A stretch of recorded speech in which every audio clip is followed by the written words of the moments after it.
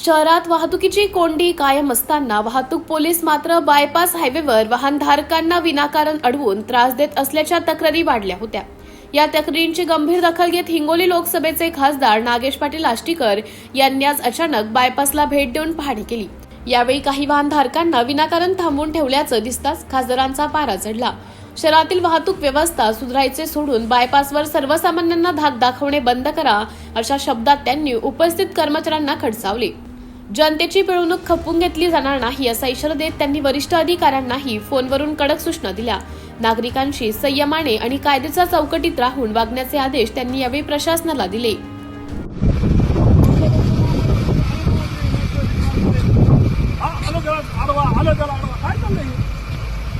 अरे हप्त्यातून काही दिवस ठेवा ना तुम्ही, मोहीम ठेवा ना तुम्ही रोजच।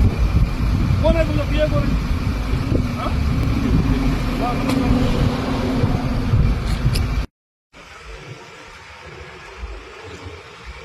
हॅलो गुंडे साहेब नमस्कार। काय लावलंय हो इकडे रोजच्या रोज काय लावलंय रोडवर?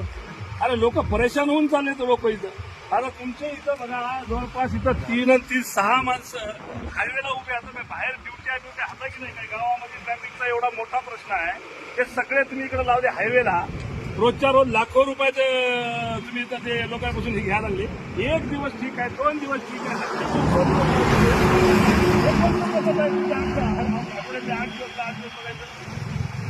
नाही असं नाही। हे लोक इतकं हलकट बोलायला ना, लोक म्हणाले हे काय लावलंय म्हणायचे धंदा सगळा। असं नाही हो, हे बंद करा बरोबर, बिलकुल बंद करा। उद्यापासून नाही दिसले पाहिजे तुम्हाला। काय मला सांगा, तुमच्या इकडे काय उमरखेडमध्ये काय सोनं चोरायला यायचे लोक?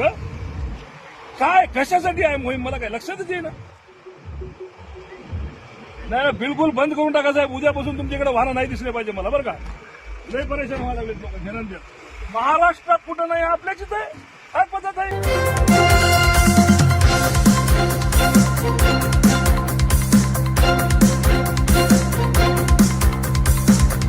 समाज साधना न्यूज, समाजहितासाठी सदैव अग्रेसर।